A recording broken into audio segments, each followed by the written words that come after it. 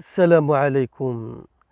القصة نتاع اليوم والله العظيم من أغرب القصص اللي ممكن أنك تسمعها. قصة عجيبة عجيبة ومن أغرب القصص. ناس الحياة نتاعهم ضاعت بسبب السحر.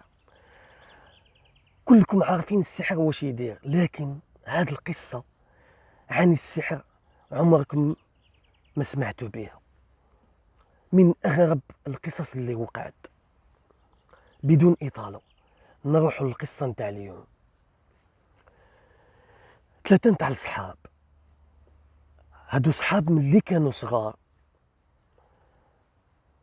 هاد الصحاب كانت من عادتهم انهم يروحوا يخيموا في الجبل، يقعدوا في الجبل بضعة ايام، مرات بعض الايام يقعدوا 3 ايام، مرات يقعدوا 7 ايام. وكانت الهواية نتاعهم انهم يصيدوا الضب. كلكم تعرفوا حيوان الضب. يحكي واحد من هاد الشباب، والله هاد القصة مؤلمة. يحكي قال لهم واحد النهار رحنا انا وزوج نتاع الاصدقاء نتاعي.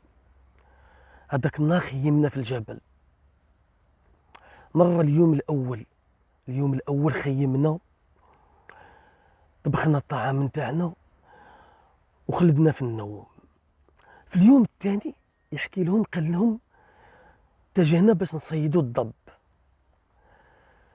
وفعلا هذاك النهار قدرنا نصيدوا واحد الضب، لكن الضب اللي صيدنا هاد المره، الضب كان الشكل نتاعو كان غريب. عمري في حياتي ما شفت واحد الضب بهذاك الشكل وبهذاك الضخامه. هذا الضب يا سبحان الله كان يعاني. ضب كان اللون نتاعو ماشي مثل اي ضب. اللون نتاعو كان مختلف. كان اللون نتاعو كان مبقع. وهذا الضب كان يصرخ، والصراخ نتاعو كانه انسان راه يصرخ. والاغرب في الامر ان هذا الضب كانت عنده واحد العين مفتوحه وواحد العين مغلوقه. وهذاك النهار كان الليل بدا يطيح، وحنا كلنا لما قربنا من هذاك الضب خوفنا، خاصة لما قربنا منه. شيء صدمنا بزاف بزاف، انه واحد العين نتاع هذا الضب اللي كانت مغلوقة كانت مخيطة بالإبرة والخيط. سبحان الله هذاك الضب لما اصطدناه كنا لما نقربوا له كان يبدا يصرخ ويدير واحد الصوت نتاع الإنسان، وكأن هذا الإنسان راه راقد في مستشفى او انه راه في السرير نتاعو راه يتعذب. صراخ نتاع واحد انسان لما يكون يتعذب بمرض.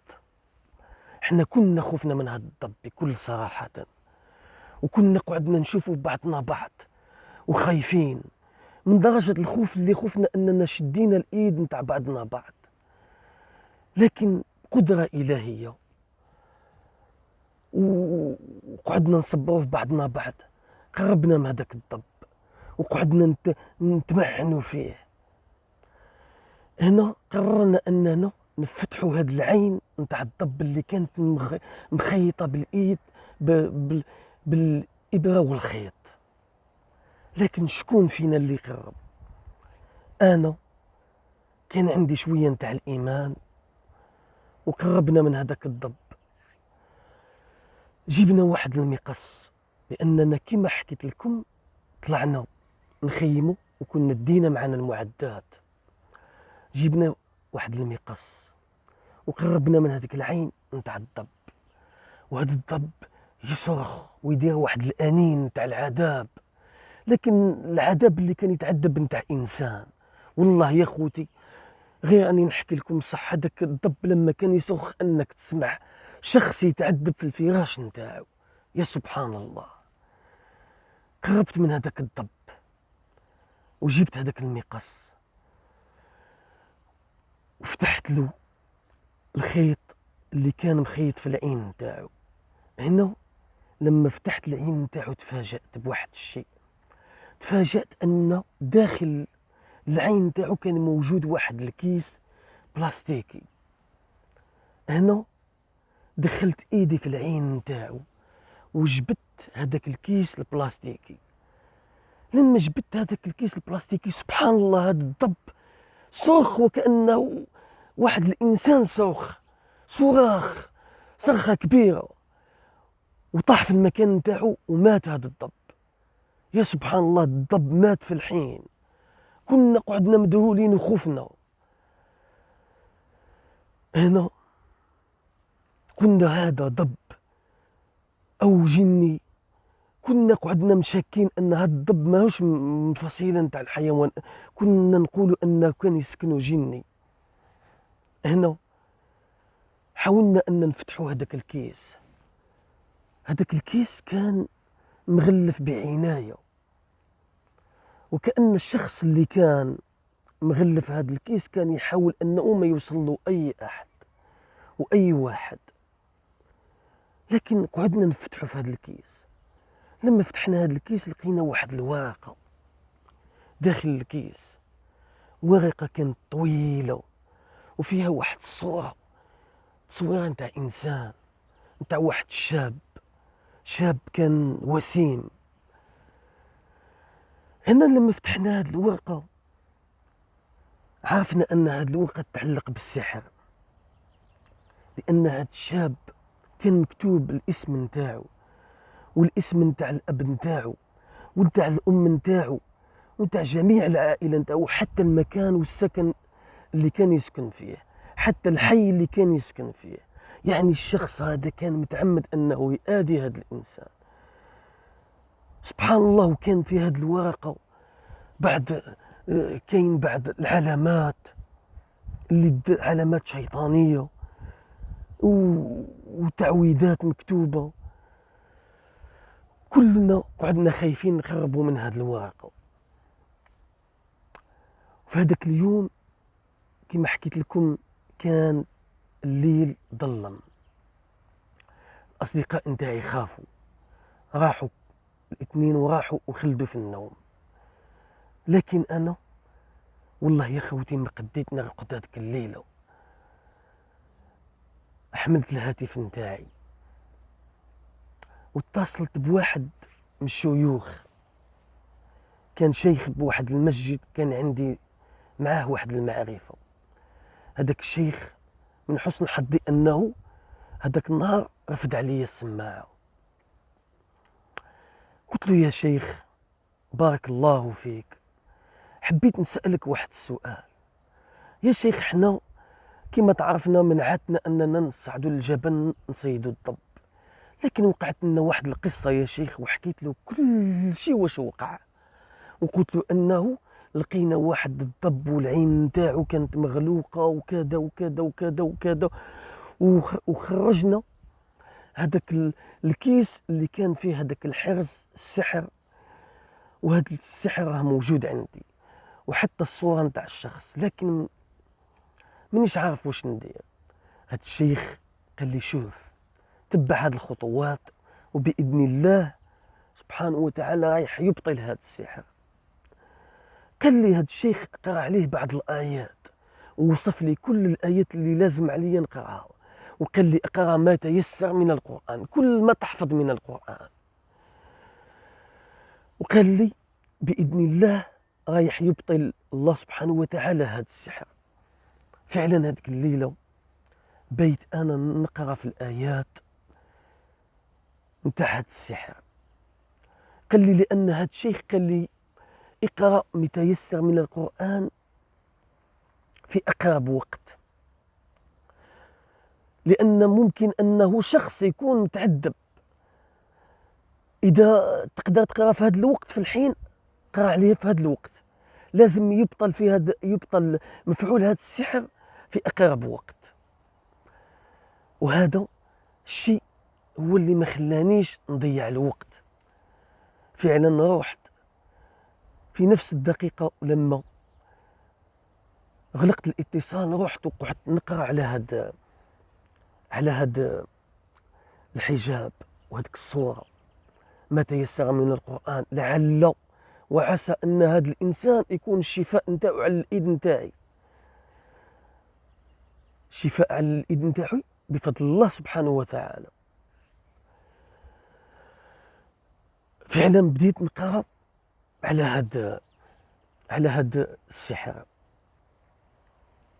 وجا الصبح وقلت للأصدقاء نتاعي لازم علينا نروحوا. فعلا جمعنا الحاجيات نتاعنا واتجهنا كل واحد وراح للمنزل نتاعو. هذاك النهار انا رحت للمنزل ديالي، استحميت ورحت للفراش نتاعي وبيت ليلة بأكملها وانا نفكر في واش وقع لنا شيء غريب. وقررت انه في اليوم الثاني نروح ونبحث على هذاك الشخص، لان هذاك الشخص كانت عندي الصورة نتاعو وكان عندي الاسم نتاعو والاسم نتاع العائلة نتاعو وحتى المكان اللي كان يسكن فيه، والمدينة اللي كان يسكن فيها كانت نفس المدينة اللي كنت أنا نسكن فيها. لما رحت نبحث عليه كان هذا الشخص من عائلة معروفة. لكن قعدت نفكر وحدي، قلت ممكن لما نروح للعائلة نتاعو ممكن الناس يضحكوا عليا يقولوا لي واش راك دير، وهذا شيء عادي. ممكن يضحكوا عليا يقولوا لي ما كان ولا شيء. لكن شيء من طرف تاني كان يقول لي لا، لازم تروح وتبحث على هذا الشخص.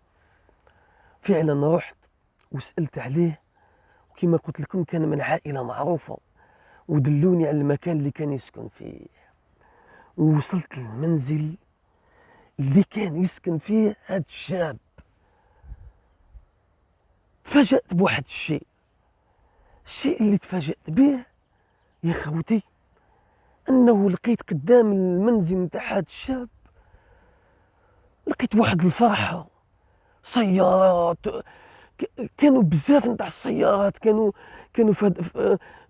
موقفين قدام المنزل نتاعو، والاطفال كانوا يلعبوا قدام هذاك المنزل، والناس داخله لهذاك المنزل خارجه، وكان واحد الشيخ واقف قدام الباب نتاع المنزل.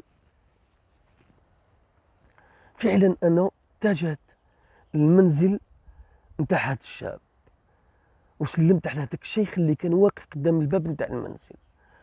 قلت له يا عمي الحاج، حبيت نسألك واحد السؤال. قلت له يا عمي الحاج، ما تعرفش واحد الشاب اسمه كذا وكذا؟ قال لي لما قلت له ما تعرفش واحد الشاب، قال لي هاد الحاج سلم عليا وقال لي يا مرحبا بك وتفضل وزارتنا بركه. قال لي انا ما فهمت ولا شيء. قال لي دخلني للمنزل. لما دخلت المنزل دخلني لواحد القاعه، واحد الصاله كانوا جالسين فيها، واحد الصاله كبيره وكانوا جالسين فيها بزاف نتاع الناس، كثير من الشبان جالسين في هذيك الصاله. وكان جالس واحد الشاب مقابل هاد الشبان في الرأس نتاع هاد الصالة.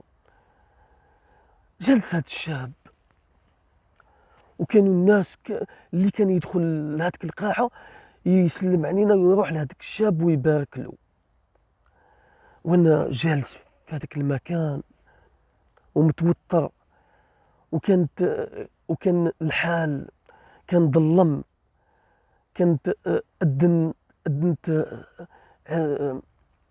المغرب وانا نحاول انني باش نخرج من هذا المنزل ونروح للمنزل نتاعي.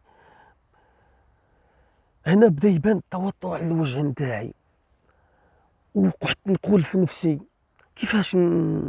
كيفاش نضرر الوجود نتاعي في هذا المكان. رايحين يقولوا انت جيت لهذا المكان بدون عرضه، شكون اللي استدعاك باش جيت لهذا العرس ولا لهذا الفرح وانا مانيش عارف حتى واش راه كاين في هذا المكان؟ انا هذاك الشيخ اللي كان في هذاك الباب قعد يشوف التوتر على الوجه نتاعي، لان هذا الشيخ دخل للقاعه لانهم كانوا رايحين يقدموا لهم الطعام نتاع العشاء، وانا من بينهم. الوقت اللي كانوا يقدموا لهم الطعام نتاع العشاء انا نوضت من المكان نتاعي، قررت انني نخرج وقلت لهم يا ناس خليتكم بالراحه وجيت خارج من القاعه، لكن هذاك الشيخ صاحب المنزل ولا ممكن يكون هو صاحب المنزل قال لي والله ما تخرج، غير تقعد تتعشى معانا. هنا سيف عليا هذاك الشيخ وقال لي تقعد تتعشى معانا. فعلا قعدت وجلست وقعدت نتعشى معاهم، وكلما نرفع راسي نشوف هذاك الشيخ وهو يشوف فيا ويشوف فيا التوتر وانا نعرق ومانيش عارف هاد العائله اللي راني بينهم. المهم بعد ما تعشيت طلبت الاذن منهم انني نخرج، وفعلا خرجت من المنزل. لما خرجت من المنزل قلت الحمد لله انني خرجت سلامات. لكن الخطوه الاولى اللي خطيتها ناداني هذاك الشيخ قال لي يا ولدي حبيت نتكلم معاك. قال لي رجعت لعند هذاك الشيخ قال له يا ولدي واش بيك؟ قال لي يا ولدي ملي دخلت وانا نشوفك متوتر، واش عندك يا ولدي؟ قال لي هنا حبيت نصارحه. قال له شوف يا الحاج، انا لما جيت سألتك على الابن نتاعك وقلت لك إذا أنت فلان وإذا هذا منزل فلان، وأنت جاوبتني وقلت لي هذا منزل فلان ودخلتني بدون ما تعرفني. لكن أنا جيت على واحد الأمر تاني، ممكن تسمح لي، ممكن تضحك علي، لكن احنا قبل 4 أيام خرجنا لواحد الجبل نخيموا، ومن عادنا أننا لما نخرجوا للجبل نصيدوا الضب. هذاك النهار صيدنا واحد الضب وكانت فيه في العين نتاعو، وحكيت له جميع القصة واش وقعت، وأنه لقيت الصورة نتاع الولد نتاعو وأنه لقيت سحر. لما حكيت له القصة واش وقعت هذاك الشيخ حط راسه في الأرض وبدا يبكي. هنا استغربت الأمر أنا أكثر وأكثر، واش هذا راهي وقع لي؟ أنا راني في حلم؟ كل هذا حقيقة؟ واش راهي وقع لي؟ وعنقني هذا الشيخ وبدا يبكي. هنا هذا الشيخ قال لي تعرف يا ولدي، قال لي هذيك الصورة نتاع هذاك الشخص اللي لقيتها هذاك الولد نتاعي. قال له لما انت دخلت لهذيك القاعة هذاك الولد اللي كانوا يباركوله، قال له هذاك هو الولد نتاعي. قال له تعرف الولد نتاعي واش صرالو واش جرالو يا ولدي؟ قال له مانيش عارف. قال له الولد نتاعي راه في العمر نتاعو 35 سنة. قال له قبل 12 سنة الولد نتاعي كان ضابط في الشرطة، وكان باقيله للعرس نتاعو أسبوع. قال له في هذاك الأسبوع الولد نتاعي ولا أعمى، ولا ما يشوفش، صار أعمى ما يشوفش. راحت الوظيفة نتاعو. يا ولدي لو كان غير كملت كيما هاك، الولد نتاعي بعد ما صار أعمى صار مجنون وصار ما يعرف ولا شيء. عرضناه على جميع الأطباء الكبار، وإحنا كما تعرف يا ولدي من عائلة كبيرة، خرجنا حتى خارج الوطن، عرضنا على داولوا جميع الفحوصات الطبية، من السكانرات من الأشعة، كل شيء ما كشفوا فيه أي مرض. الولد نتاعي عنده 13 سنة وهو في الغرفة نتاعو يصرخ من الصبح حتى الليل، ومن الليل حتى للصبح، ويتعذب وما يعرف ولا شيء. حتى الأهل نتاعو وبكل صراحة نبلاو منه، تعبنا منه، كنا نعانيو من الصراخ نتاعو، نعانيو من العذاب نتاعو، حتى كنا نطلبوا أنه الله ياخذ الروح نتاعو، كنا نتمناو له نموت يا ولدي وما يقعدش في هذاك العذاب اللي كان فيه. وقبل 3 أيام يا ولدي، قبل 3 أيام كنا قاعدين في المطبخ في الصبح، حتى تفاجئنا أن الولد نتاعنا فتح الغرفة نتاعو وخرج منها وجا وقعد معنا في المطبخ، وما يتذكر ولا شيء من 13 سنة اللي مرت عليه. يظهر أن هذاك النهار هو النهار اللي خرجت انت هذاك الكيس البلاستيكي اللي كان موجود في العين نتاع الضب، بفضل الله سبحانه وتعالى. لازم هذه القصة يا ولدي كل شيء يعرفوها، ولازم كل الناس يسمعوا بها. أنا دخلني هذا الشيخ لهذيك القاعة وبلغ العائلة نتاعو وبلغ الناس واش وقع وكيفاش الابن نتاعو وقعت له هذه القصة.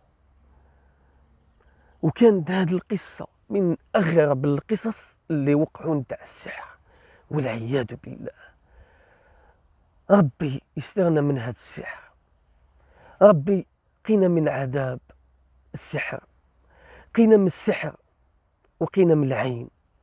اللهم أبعد عنا العين والسحر وابعد عنا السحر الذين لا يخافون الله. شاب تعذب طول الحياة نتاعو، ضاعت الحياة نتاعو بسبب السحر. كل هذا بالك من أجل الغير ولا شيء. وقعوا قصص أكثر من هذه، وفي الأيام المقبلة إن شاء الله نحكي لكم قصص مماثلة لهذه القصص، قصص تستغربوا منها وتعجبوا منها. ديروا لي جام والاشتراك، والسلام عليكم.